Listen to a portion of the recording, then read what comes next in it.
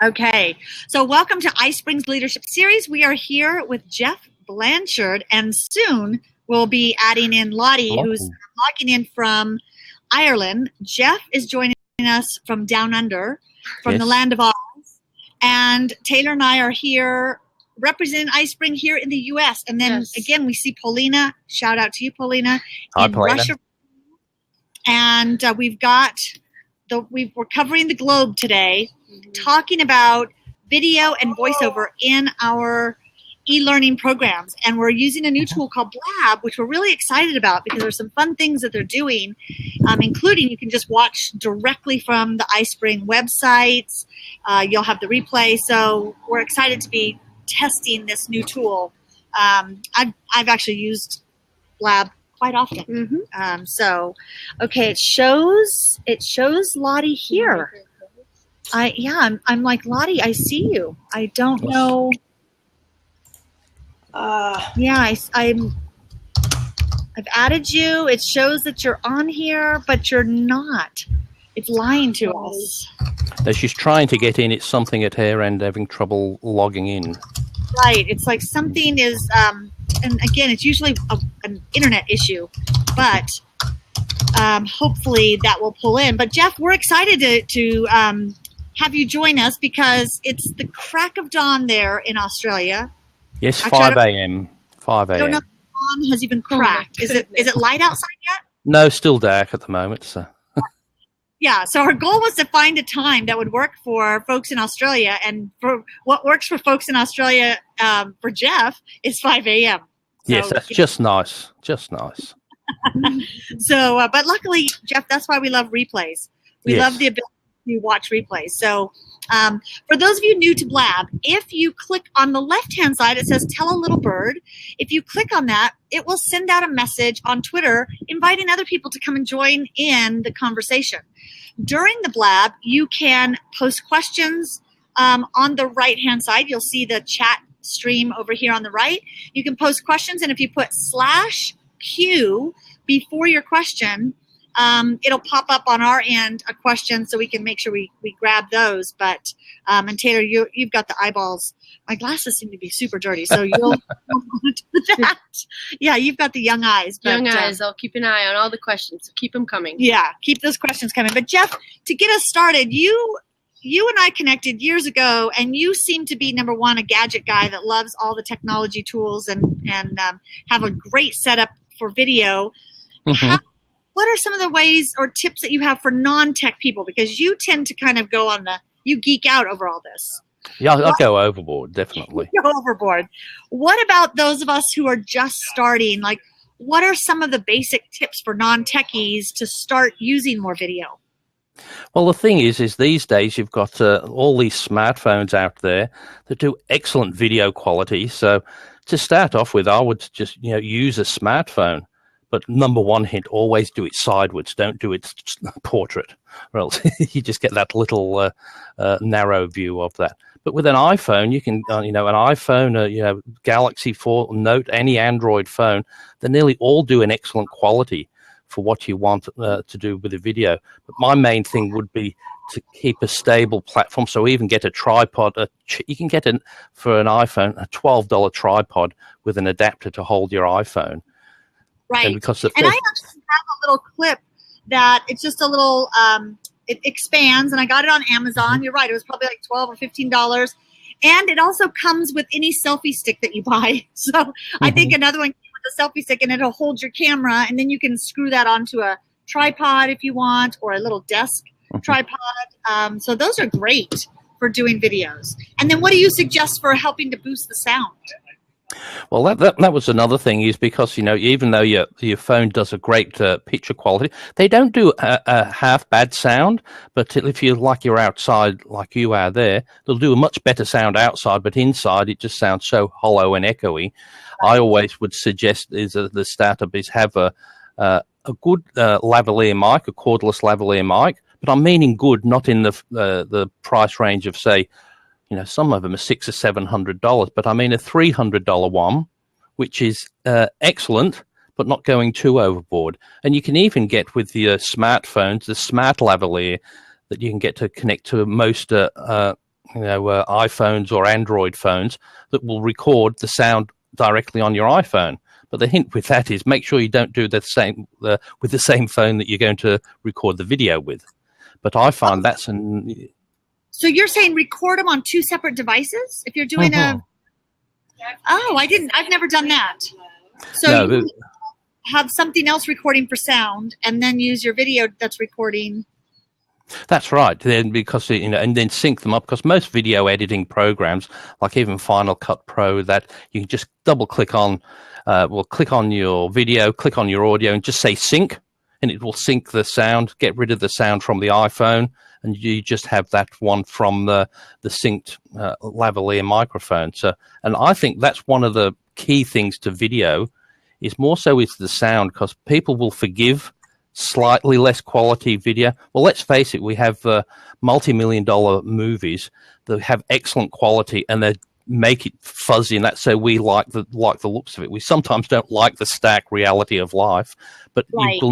you will not put up with something that you can't hear correctly, or you don't understand what they're saying. But if you can see the image, as long as it's not shockingly bad, to me, I think that's one. It's important to have a good quality, but not excellent. Not like me. Sometimes I just go over, but I do the best I can.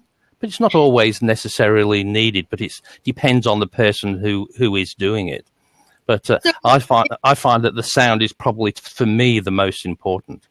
Yeah, you're right. And I've seen videos where the picture quality is okay, but the sound is either echoey or delayed, so it's off sync, and it's just, you just tune out. You're It's like, I can't. distracting, Yeah, yeah. it's too distracting. So sound quality is key. I've seen there's a website here which a fella does some excellent videos on his product, and I've nearly want to phone him up and say, can I just help? Can I just come and give you some free advice? And I'll record the sound, because they do. It's such a well produced video. He's done it himself, and it's excellent. But it just sounds like he's talking in the toilet. So echoey. It just sounds horrible. That's what whenever I hear that, I always think people are in the bathroom. Exactly. Maybe he is. But okay, so without spending a lot of money, because even when you said a little mic for $300, I think there's some people that would say, I don't think my company would budget that. Are there, because there's one called the iRig mic, the iRig, and it'll plug into an iPhone Well, or into your computer. Are things like that? And those are like $99. Do you recommend? yeah, well, that's what the Smart Lav has said. If you haven't got the Smart Lav, is about $169. Well, Australian, so it might be round about the 99. But there is some things round about that price. And yes, they do an excellent quality. And once you get to the budget, you show your boss that it is something worth doing, then you go a little bit more. But you're quite right. I would never suggest going out, getting a $2,000 camera, get $1,000 worth of lights, even something on the cheap when you pay $1,000. Don't do it until you know you've got the approval to do it, and you're going to use the damn equipment. Yeah, that is the thing. I think sometimes we go out and buy a bunch of equipment. When I was doing a show with Rick Zanotti, I went out and bought this giant microphone, which I could probably figure out to set it back up. But it was so big that it was always in my way on my desk, and so I didn't end up using it a lot. And I need to go back to. So before you buy a bunch of things, you might want to find a way to test it or read lots of reviews on equipment beforehand. But if you're creating videos for a learning program, what are some tips? Would you say that it's best to be in a studio recording these, or are there like rooms that are best equipped to do some of your video, or could you do outside? Well, it's depending what the video is about, but if you've got the opportunity of filming outside, that is the best, because you don't need the extra lighting. You'll always get probably the best lighting outside. But sometimes if you need to be inside, and the keys with that is have a probably 8-foot by 10-foot area, not a huge area, because it's easier to keep the sound properly done and the place lit correctly. Oh, you're sideways, Lottie. I'm upside. Ireland side of the world. Is that just in because I'm down under? Is it? Oh, she's gone. Oh, no. I haven't been on Blab that long, but I've never seen anybody come in sideways before. Oh, no. I thought, seeing as I used to live in Australia and you're down under, I thought I'd come in sideways, just to be a bit strange, half Irish, half Australian. and excuse the wobbles, because I've been trying with tripods and all sorts to try and get sorted for you. But I'm now on my iPhone. And I'm guessing you're that's sideways good. Again. There we go. See, I was up. It's interesting. You made it. Look, everybody give her some props. Everybody give her props right there. And I'm on the selfie stick. I've got everything, trying to get everything sorted for you. And sorry, it's going to be very fuzzy picture, even though I've got some lights and everything. Let's get some lights around. It's actually really good. It's clear. Oh, it's not too bad. No, that's good. Because as soon as I plugged the microphone, my normal. There you go. That's how confused I've just been. My normal microphone in there, then I couldn't hear you guys.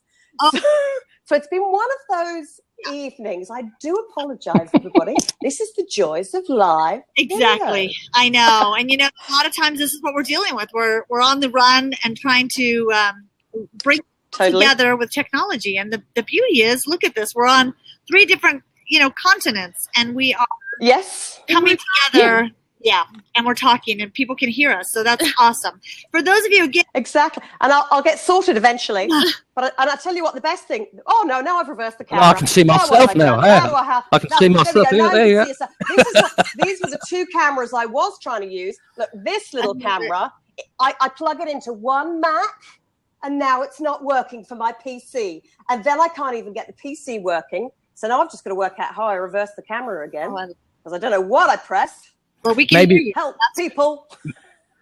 Maybe the next series, Gina, will do on how to set up for Blab. Please, this is only the second Blab I've joined into, Gina. So please, I don't know what I've done there. Anybody got any tips of what I need to do to turn it back around on my iPhone? If you're on your iPhone, probably right on the screen, push the little reverse. Now, also, Lottie, we're hearing ourselves. You better turn your speakers off. I know. I thought I had the speakers turned off a second ago. See, look, everybody, this is the joys of blabbing and being a confidence on camera coach. Is that everything can go wrong? We're doing everything that goes wrong. Well, here's what I love. The lesson in all this is, I think in e-learning, anytime you're in an area where you're using technology, don't be afraid to experiment, and don't be afraid definitely not. Here. And look, we're learning things together. Blab is a fairly new platform for those of you who are newer to this. And the reason we're loving it, we're using it quite often, is it's very easy for people to join a Blab without needing an account. It doesn't tie into your Twitter account, but you don't have to. People can watch it from your website. People can watch it from Blab. So, and again, for those of you new, on the left-hand side, there's a little thing that says tell a little bird, and it will send out to your Twitter followers, letting them know this is what the topic is. On the right-hand side, there's the chat window, so you can type questions in here, and doing /Q, and then your question, we'll pull that in. And it's interesting to note that Lottie's on her iPhone, so you can join on your kind of. But I'm not on here now. It might be the Jeff that we're running still, but it does work. What did you say again, Jeff? That I have to do to flip the camera around again, because I must have pressed something by accident. If you're in Chrome, the top right-hand corner. There will be a little picture of a camera in the on where the web address is. No, I'm actually on my I'm on my iPhone now. Oh, well, on your iPhone, there's a little one that says flip the camera around. On the screen, there should be one, just a little flip round. But when I'm here in Blab, I can't see it anywhere. Oh, yeah. Because I'm full screen in Blab, it's disappeared. So what I might need to do again is leave you lovely people and then come back with the right camera once more. Okay. I'll be back shortly. But also, Gina, did you notice on Blab as well, you can also tell an art. So use your Facebook on there now. It's got the Facebook selection on the side now. You're right. Oh, there she is. Look, yeah, you're right. You can post this to Facebook, post it to Twitter. So it's a great platform for sharing your expertise, and whether you want to host a regular show or whether you want to bring people together there is no screen sharing at this time on Blab. So unlike Skype or using another tool like that, this would not be a conferencing tool.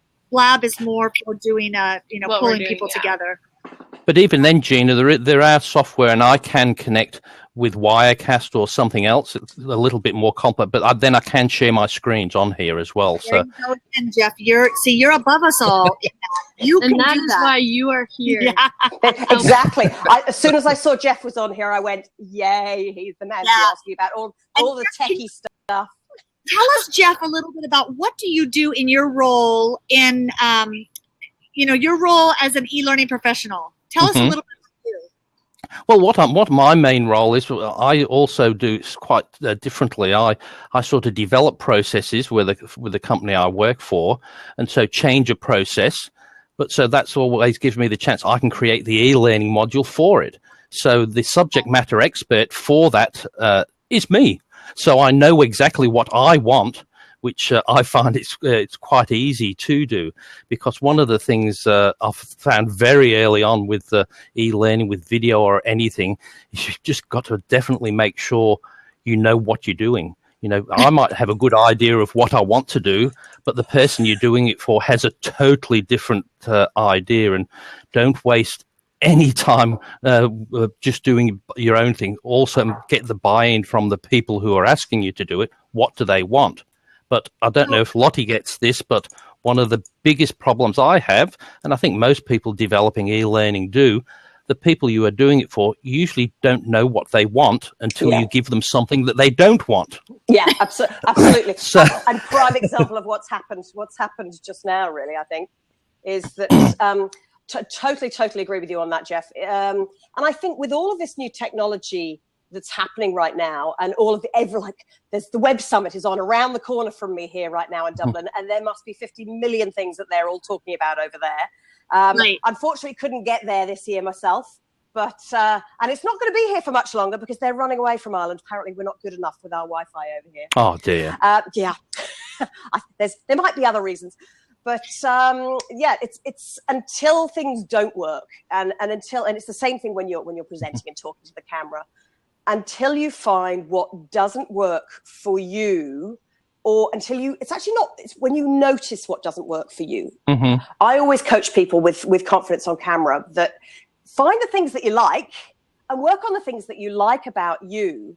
But when you're talking about dealing with a client and what they're actually looking for, what they're looking for help-wise from you, and how you can serve them and help them and empower them, I always find that helping those people to discover things for themselves is a better and quicker way for people to actually learn. Mm-hmm. So we can actually pick ourselves to pieces till the cows come home.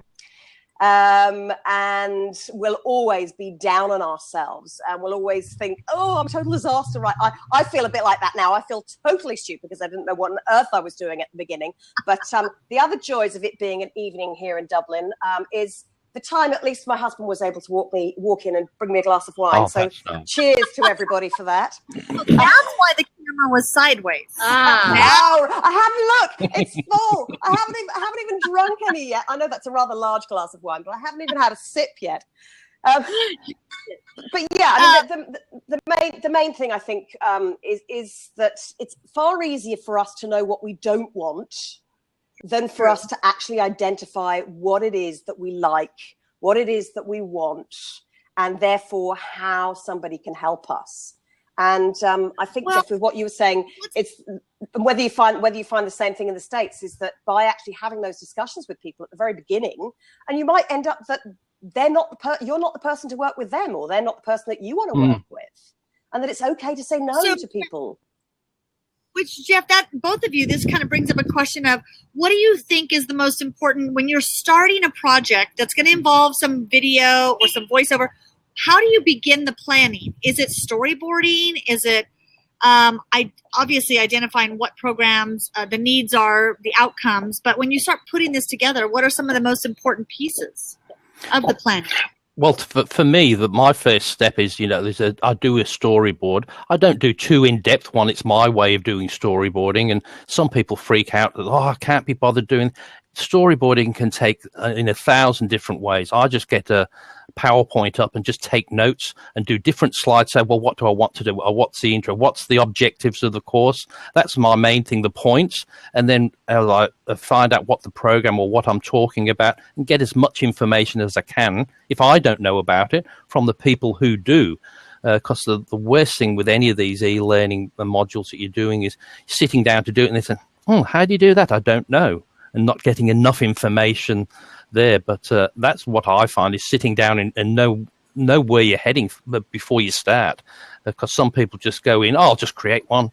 And it just it seems it'll be much quicker, but it just takes you longer if you don't invest that time in the beginning. And then if the video and you say, okay, I want to do some that are going to be slides with voiceover, then Lottie, what are some of the pieces that you're planning, or how do you go about that when you're incorporating voiceover? Well, with the voiceover, first thing always to do is to, I agree with Geoff that you need to know where you're going to from the very, very start. You have to know where you're going to start, and you have to know where you're going to finish. And what happens can happen in between, but you always need to know the why. Why are you doing this? But there's two whys. There's one why for you, but there's one why, and the most important why is for you, for the viewer. Why would anybody want to watch you? Why would anybody want to gain from you? Even though we all feel we've got great things to give, are they really something that other people go, yeah, that's great. I really do want to know about that. Or is it something that you're just going, hey, I'm so fabulous and I've got lovely things I'm going to tell you, and I'm going to tell you, and I'm going to tell you about these wonderful things that I know about. Nah, we've got to stop telling people and start actually sharing. And that's why video is so fantastic. And I think when we do come to doing storyboarding or thinking about our PowerPoint slideshows, PowerPoint is the first place. Really easy if you know how to use PowerPoint already. Because in Windows 10 and above, you've got the ability to click a button and you can record your voiceover. Two quick things with that. Always warm up your voice before you start. There's a reason there are voices for radio, because if you've got no picture of anybody, you've got no visual, all you've got left is the voice that's there. So put the emotion into your voice. If you're wanting to intrigue people, make it intriguing.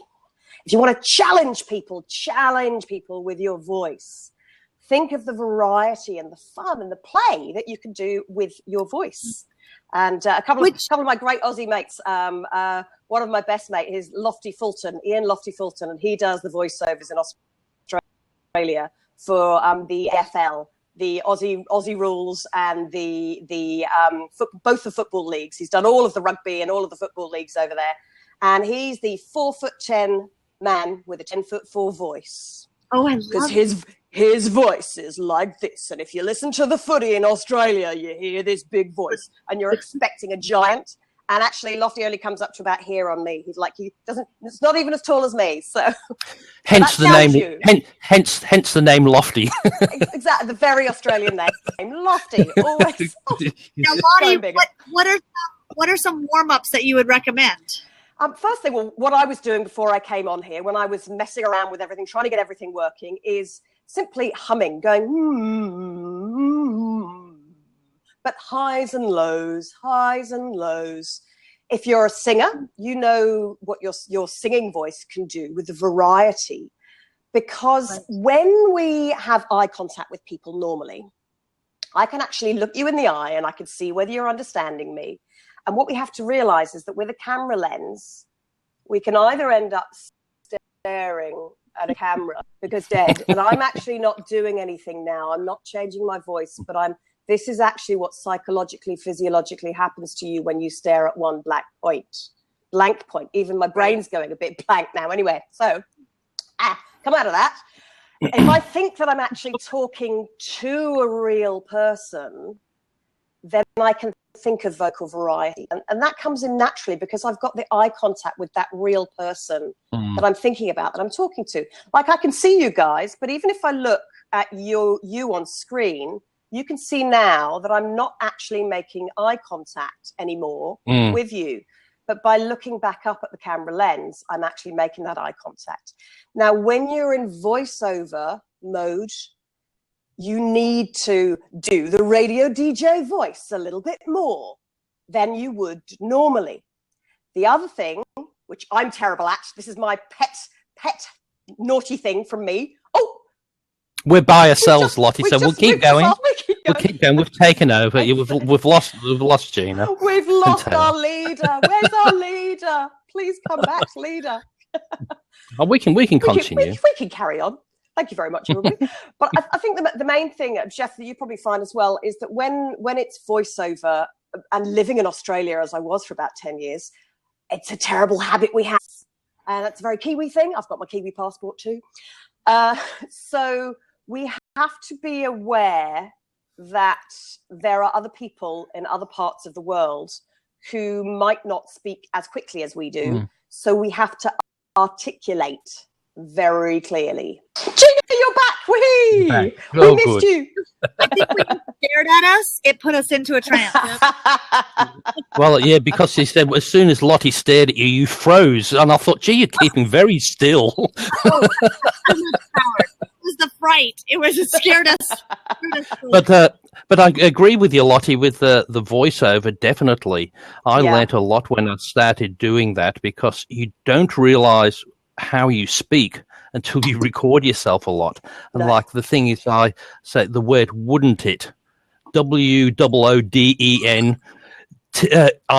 wouldn't it, and you say "wouldn't it," and you don't realize people say words all in one big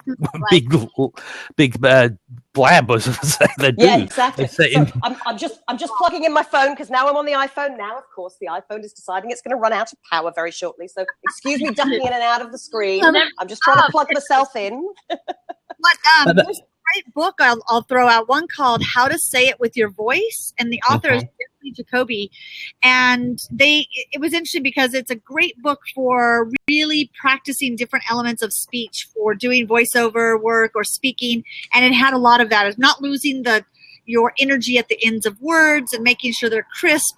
And I think when you're doing work with putting together learning programs, you want to make sure people can understand you clearly, that you're enunciating your words. So that's really important. Yeah.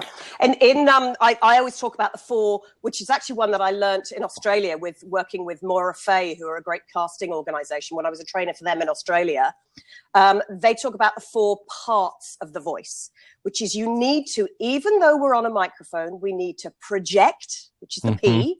We need to articulate. And articulation is not only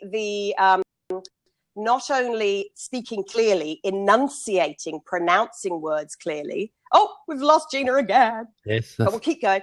The R is the range. That's the vocal variety, the highs and lows, the musicality in your voice. And then the T is the tone. So what tone of voice do you need? The warmth. What do you want people to say about you as a result of hearing your voice? Do you need to be, for the viewer, do you need to be warm and friendly? Do you need to be challenging and demanding because it's a high-powered sales type talk that you're delivering? And each module of your online training will have a slightly different mood to it, which you know all about that. Hey, Gina's back. You guys just keep going while we're gone. Yeah, we've just been talking about the 4 parts of the voice, and I'm just throwing it back to Geoff about the tone that you need doing voiceovers when you're doing training, and what people expect. And the thing is, I find is like we were saying before, and it's all in the preparation. There's no use doing a voiceover that's all nice, prim and proper. If you're talking to a lot of people that don't really respect that, you've got to talk in their language. Like sometimes you say, it is not going to be that. Well, people don't understand. It's not going to be. You can say it a bit differently. Depends on the audience that you are speaking to. One of the big things I find that really makes a voiceover for me is consistency. I make sure when I do a voiceover, I record it all at once. With it, even if I spend there 3 hours just doing one big recording and editing out 2 hours and 50 minutes of it, do it all in the one, because you hear so many voiceover when people do it themselves. where you hear what the volume's low, the volume's high, it's in a different room. And also, I always note down what microphone I used, what settings I had, the time of day I did it, because if I want to have a bigger, more resounding voice, I do it this time in the morning. If I want to have a lighter voice, I do it late in the day, because I've got a bit. In the end of the day, your voice is tired. But sometimes you don't want to start off some voice with a hello. Voice. You don't want a deep voice in some of them, so you don't do it first thing in the morning. But if you note that down and you do have to get back to it, it's going to sound quite similar. Also, I always record first at least 30 to 60 seconds of nothing. Silence. Because if you insert silence into something, you'll hear somebody speak and then you'll hear it drop to nothing. Well, you've got to put that nothing sound, which is something, the ambient noise of the room where you did the recording. And the amount of times it's got me out of trouble, because I record everything. So I'll record my mistakes. So you might have said half of the sentence right, and then you forgot the rest of it again. So I've been able to cut and paste it together, and nobody will notice the difference if you're doing it in the same session, but it saves you quite a lot of time. So you're using the silence then to fill in other places to copy put over there.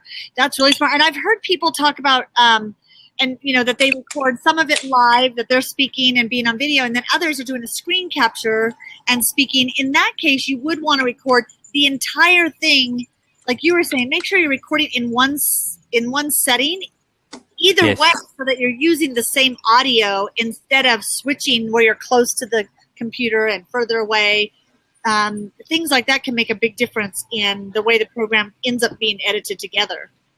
Because I think it's very brave for when people do record a live screen broadcast, you have to be 110% sure of everything, because there's nothing worse. No matter how good you are, I can go into a program and you click on the wrong button, you click on this one, and you don't want to, it might be okay for the odd thing there, but I know if I was to do something live, something I knew inside and out, they're still going to be going to the wrong place. You'll be confusing people.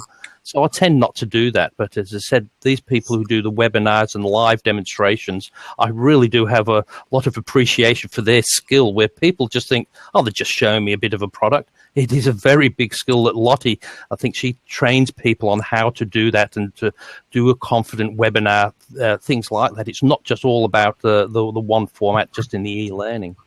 Right. No, that's a great point. Yeah. Lottie, and sorry, Gina. Were you going to add on to that one? No, I knew that. It looked like you were going to jump in there.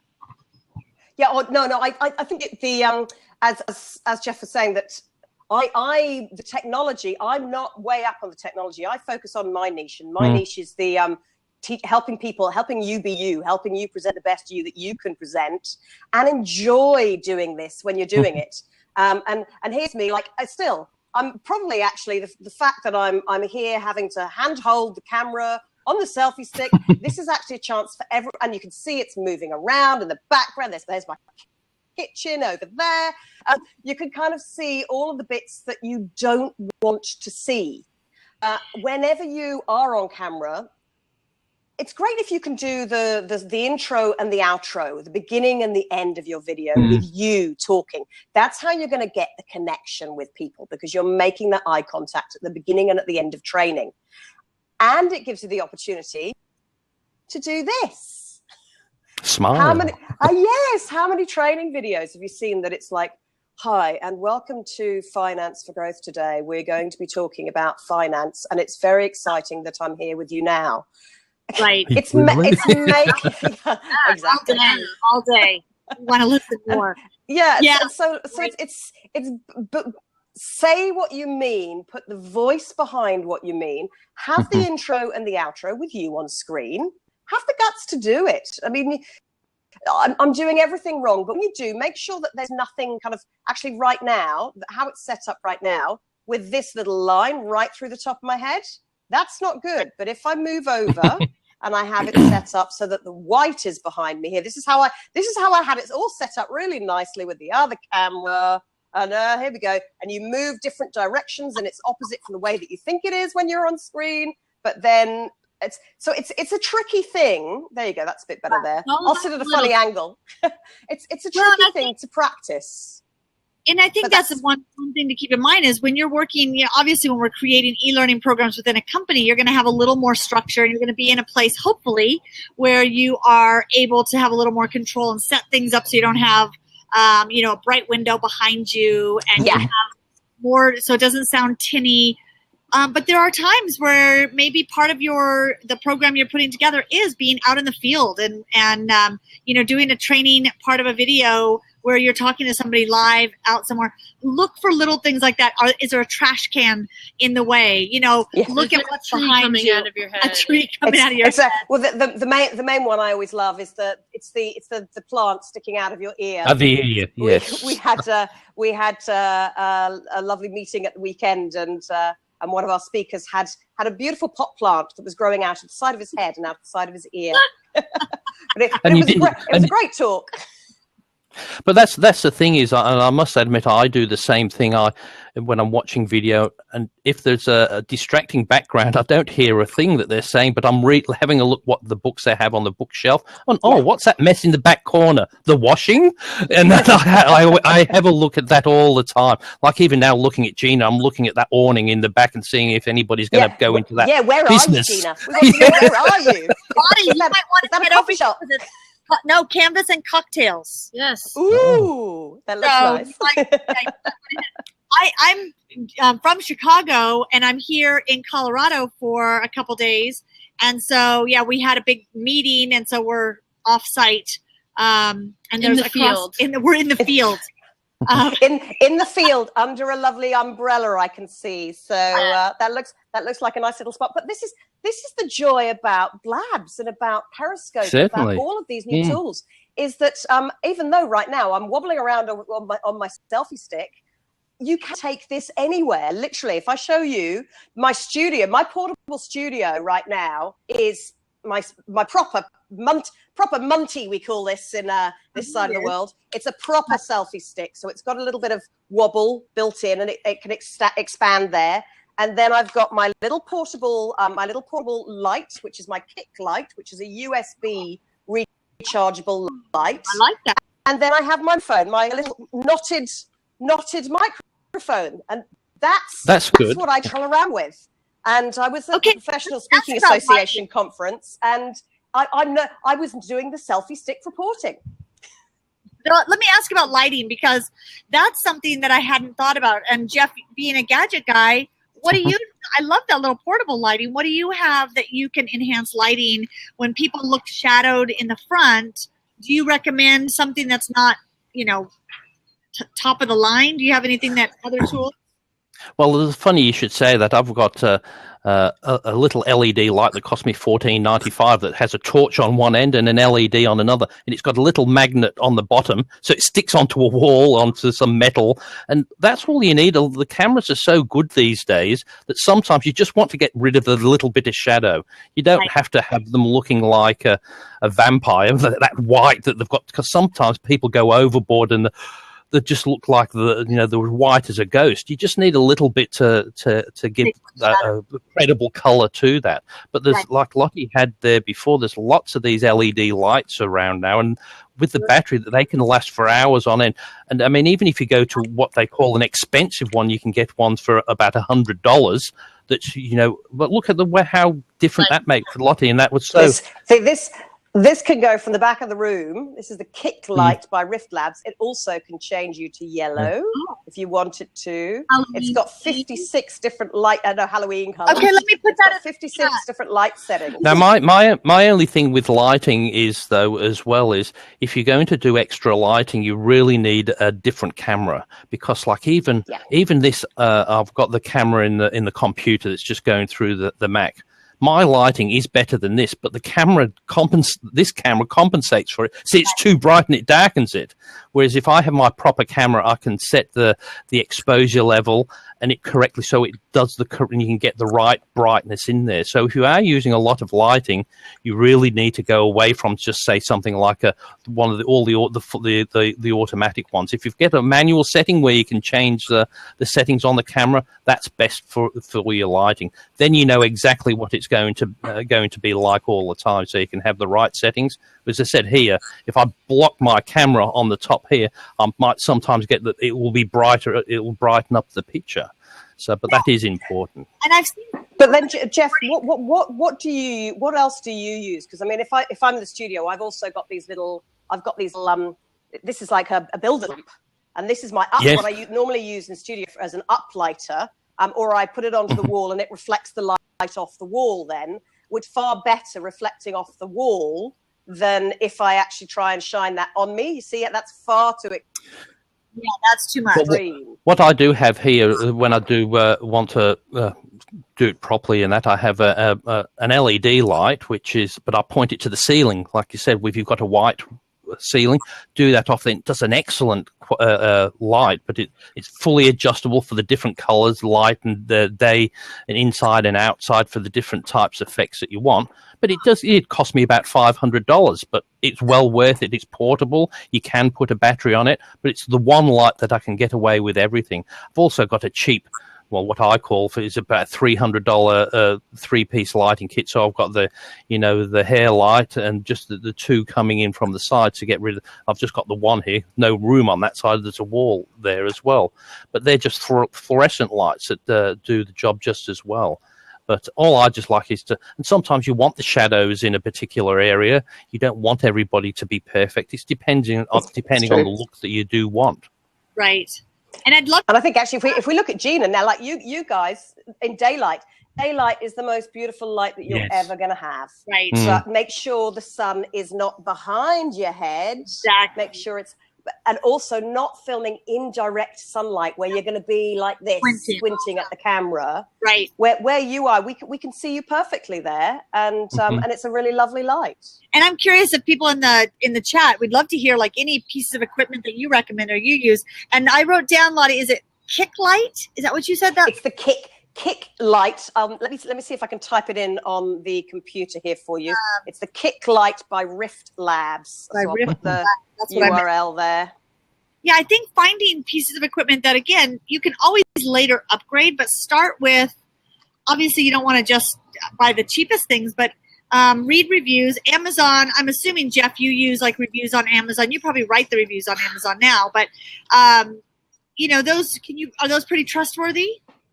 Well, what I do, though, I look for reviews, and if I find an item that doesn't have any negative reviews, I don't buy it, because I don't believe in this world that anything that's out there for sale, everybody likes it. With the day of the internet, there's always, you can sell 10,000 of them. There's bound to be 1,000 people who don't like it. And if there's none of them reviews, nobody's actually bought the damn thing yet. So, and as I said, but I see a lot of people like it, and a lot of, there's some that don't, but I think that's life. No matter what you get, I'm going to like something, and they'll have exactly the same bit of equipment, but they had a bad experience with the project they did. They hate the equipment. So it depends what they bought it for. I know I do that. You buy something, it doesn't work out. There's nothing wrong with the equipment. It's just you bought the wrong equipment for that. So reviews are good, but it's also take them with a grain of salt, because now I see there's been a few people sort of doing reviews that really were paid to do them, and really not the right thing sometimes. But that's what I said. You take the good with the bad. You just know with this day and age, nothing's going to be perfect. Yeah, and Geoff, with your training, sorry, I was just going to ask Geoff. That's talking about techie gear. But with your training equipment that you use to actually make your training videos, I'm working with various people. We've been using pro cameras. We've been using pro editing suites. A lot of the time, I find with training videos, people are feeling that you have to use pro for videos that you're going to charge people for. Sure. But you can get away if you're doing cheaper courses, or I was going to say your VIP courses against your everybody courses, but that sounds a bit rude and a bit unfair. But you know what I mean? It's like, do you think, or do people here, I'd love to see what people think, whether they are using their iPhones for doing all their training videos. Is it a case of the fact that you're producing videos more and more and more? Because I end up hardly making any videos myself because I'm so busy making them with other people. When I have to edit. What I find, though, is the quality you can get out of most equipment is quite good. But if the people are in the business of recording videos and charging for videos and going out to a corporation. I know if I had employed somebody to create a video for me and they turned up with their iPhone, I'll say, what? Yeah. But if they turn out with a Canon C300 with a massive lens on it, they know what they're doing. Yeah. Whether they do or not, it's a perception, and that's where, they might do a bit better quality, but you can get away with lesser equipment. But it's if you're selling yourself as that, you've got to have that top 4K camera to show that because some people, even if they don't know what they need, they know I need somebody with a 4K camera. They've got a Canon C300. I can justify spending the money. But if they said I've got Gina and Geoff coming with an iPhone, what? But Geoff, but for yourself, so say, because I know a lot of self-employed. Like myself, I'm a solopreneur. I'm actually not an entrepreneur. I call myself a copreneur. I like working with other people, working in teams with people to help you be better at what you do. But if it is just you using what tools you have, and you're going to be making these for your own training videos to go online as a speaker, as a trainer. A lot of people who know that they need to get products online, and video is a quick and easy way of doing that if you're very good at doing what we're doing here and chatting. And never mind, like, you don't have to always, I would say that your tip at the beginning, you don't always have to storyboard, but you always have to plan and know what you're talking about. But if you're an improviser like me, because I was started off as a performer, I can run with an idea, and I know if I answer the why for you, the what, where, and how am I going to help you? How is your life going to be better? I know I've got the video there. But I wouldn't necessarily, I can coach people, and I do coach people to do exactly that. But if they haven't got the 4K camera, but you still want to produce something yourself to share with your clients, what would you recommend in that scenario? As I said before, my main thing, as long as I've got a camera, and I've got one of the Canon XA10, one of the earlier ones, and it's got as long as it's got the manual control, that's my main thing because when you sat there, they're not going to move, and that's the only problem with some of these fully auto. If when you moved your head before, if it's on an iPhone, usually it will refocus, the light will change. But if you've got a proper manually set camera, it stays the same, it's constant. And you get a much better quality. It doesn't seem much, but it makes a big difference between an amateur quality thing and to make it look professional. And as I said, you don't have to be one making all these tons of films to make it look professional. Just try a little bit. I think that's the main thing I find on that. Yeah, because I love the little Sony, which has got the projector and everything on here for do filming during training and everything else. And actually, I've found in the past, it's getting a little bit weary now because it's a few years old, but I found in the past that the quality of video that we could get from that was fantastic. As you said, when you can set it up to be manual settings, and you've got the right lighting to go with that as well. And I find also as well is having the right script. I don't know about you, Lottie, but one of the things I've got the little iPad teleprompter. I love that. Like that camera you've got there, I use a similar Panasonic one because that fits behind it, so I can look straight at the camera and say, "Good morning," and everybody's, "Gee, you did that well." I said, "Yes, I was reading everything," and you don't because it even helps you because it's amazing how you can look at the screen without blinking. And you think, "Gee, you did that well," and you've got the iPhone, and you can control the speed of it, and you can roll it back with your thumb and roll it up if they're going a bit slow. You can do that, and it costs you've got your iPhone, and it costs you about $120 for the little teleprompter, rather than the $15,000 for the professional TV quality one. And they are great, and at the same time, though, when people tend to read again with the voiceover, watch the fact either you can get the eyes doing this, or you get the eyes doing this, and again, the eyes go glazed and the eyes go dead.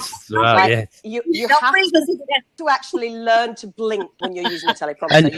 You've still got to move and smile because I still do a few run-throughs because I can see I'm reading. I can see each word my eyes are going to. But also as well, I have learnt over the time, and I think Lottie would probably say when she's teaching people to present, it's usually you're the only one who knows you're making the mistake. Most people don't. like I know I'm reading, and Lottie would probably look and say, he's reading that, but most people won't. No, she will pick my eyes, and she could see every word I'm reading. She'll see where I'm going, but most people won't. And I learnt very early, don't apologize for your mistakes, because you're the only one who usually knows that you made that mistake. And I think instead of going off scripts, I think it's better to have bullet points and know the why and know what it is your point is. Then you can look into the camera and imagine somebody is inside there and talk to that person and have a conversation. It'll always come out better. But a lot of times for training videos, again, you're needing to actually get either a voiceover or you're needing to get a specific piece, and it is a little more scripted. And then there are tools like Teleprompter Pro, which as we wrap up, we only have a couple minutes. I'd love for each of you to share, and in our audience as well, share like what are your favorite, when you're creating videos, what are your favorite quickie tools to use? We have Teleprompter Pro. Is that the one you use, Geoff? Yes, that's right. Yes. App on the iPad. I love that one. I love the light. I think that LED light, that's brilliant. Any others that you want to throw out? Go on, Geoff. You give your tools. I was going to say I've got so many nice bits of equipment, but it's my different cameras. But it's as I said, there's different ones for different jobs, but not necessarily for the work ones. But I do like using a nice camera. And as I said, if you're doing it a lot, it's good to have a nice piece of equipment that you like using. And like Lottie said before, it's just do things that you like as well. You'll do a much, much better job than getting a camera that might be the best, but you hate it. If it's something that you really enjoy, you're going to get much, much more out of it than some. And I hate it when some people say to other people, says, "Oh, that was a great video. You must have a great camera." And it's like everything. Well, no, a good photographer, and don't get me wrong, I don't think I am that, but a good photographer can get a great picture out of a lesser quality equipment. A better equipment will, yes, they can do it, but just spending $2,000 on a camera doesn't mean you're going to get the best quality out of it either. True. That's very true. Too true. I mean, right now, Lottie, your camera, your iPhone is great quality. Yeah. The fact you're having a whole manual. Yeah, well, the fact that I couldn't find the right mounting mount to go onto my little portable tripod, and I had to use the selfie stick, and now I'm actually holding this by resting my elbow against the desk and holding it right. Exactly. So I was going to actually say that my number one tools when you're doing your videos are this, this, and this. Actually, more than anything else, it's using your body to the best of your ability that you can. Like if you don't have a tripod, put your elbow down on something, hold onto the camera with two hands, get close enough up that we don't see like where your hands are. We don't see this up here, like making you go funny and wonky. Get close enough in so that I can hold onto the other wrist and hold on so that it looks like it's steady enough without getting too much wobble here.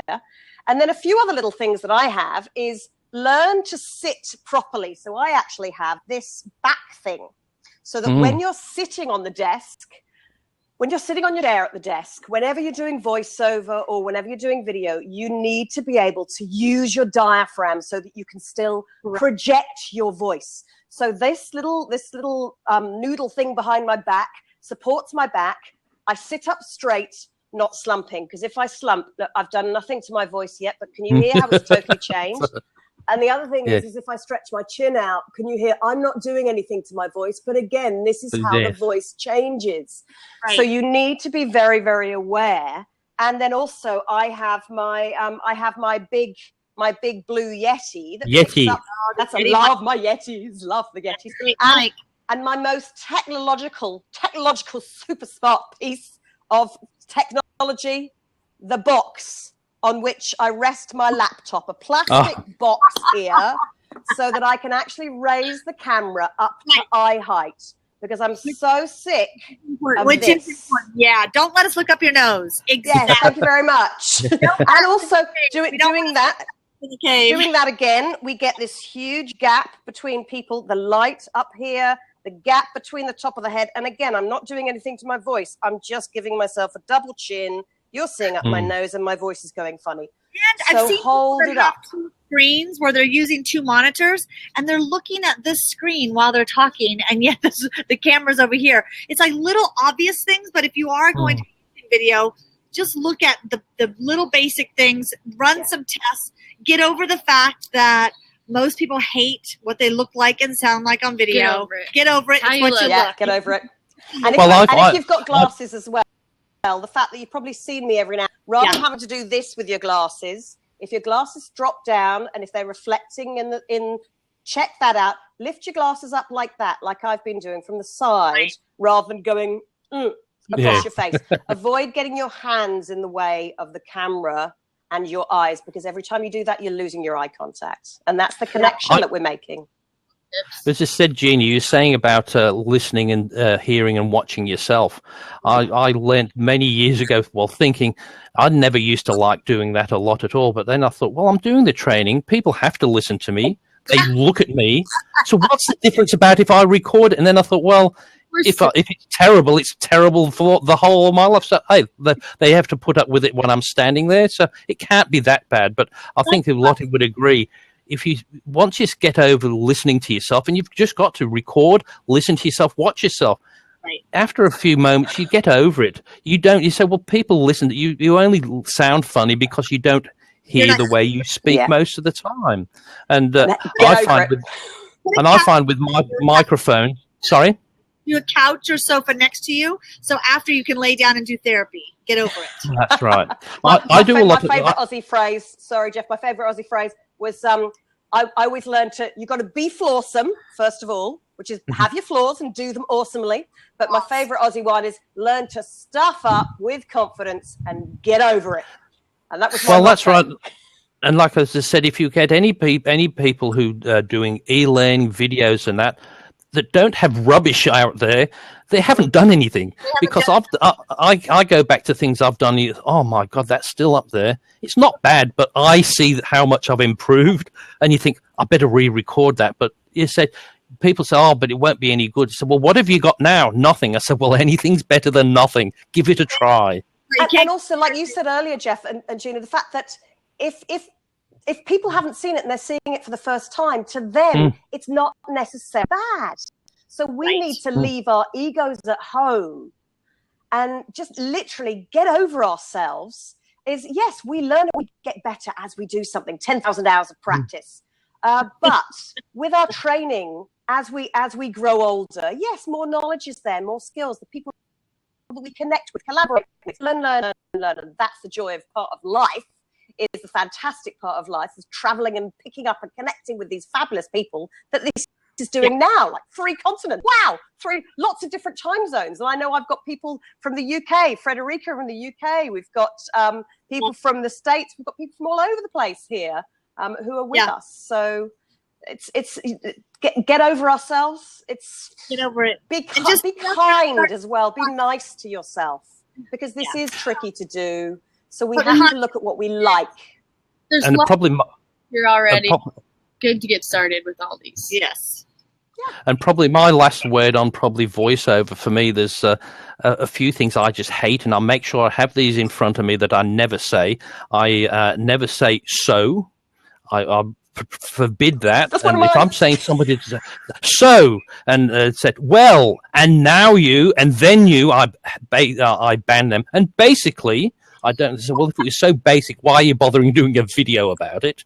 And that's there's these key words that Rick always taught me. Our friend Rick Zanhadi, he was saying these verbal crutches, and I make sure I have them there, and I say, make sure you don't have it. Now let's do this. Now let's, and basically, and quite simply, I just hate them ones. Honestly, at the end of the day, I mean, it's like an English one. At the end of the day, on Big Brother.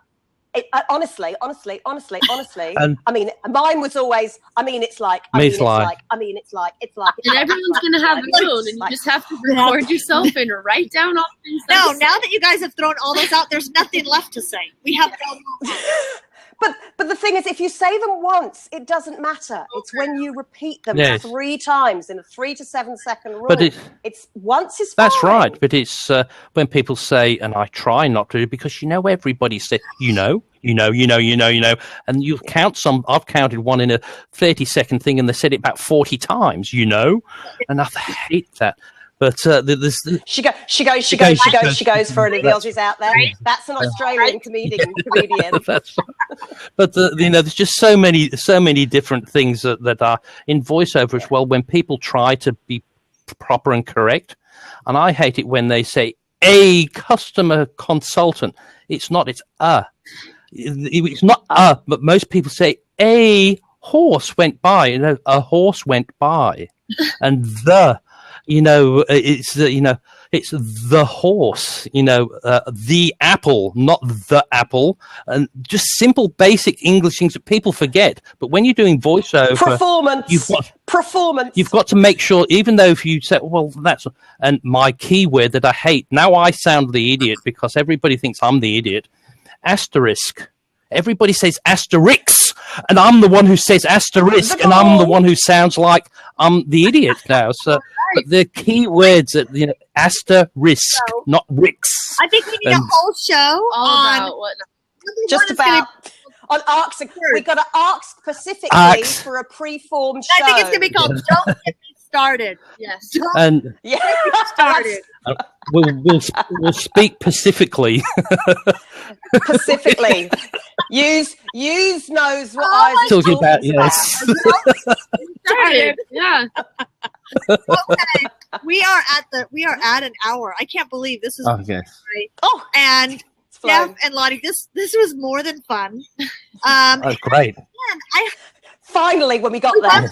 But I hope that's one of the lessons people take away is don't let technology scare you and prevent you from jumping on and trying these things. Play with them before you have to use them.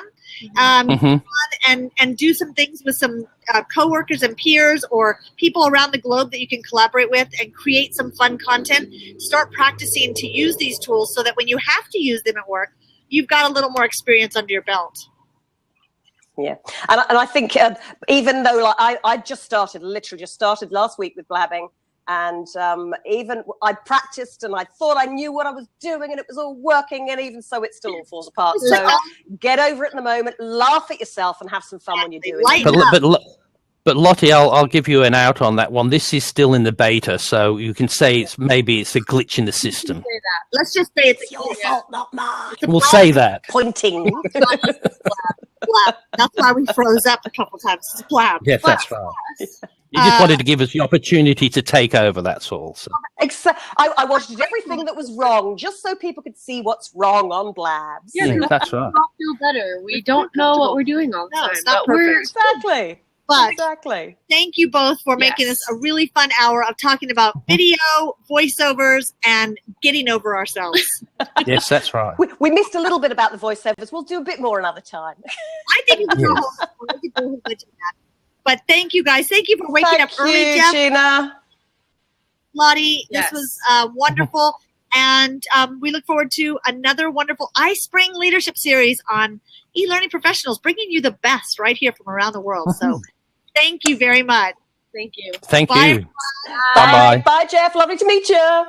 Bye, Gina. Bye, guys. Bye.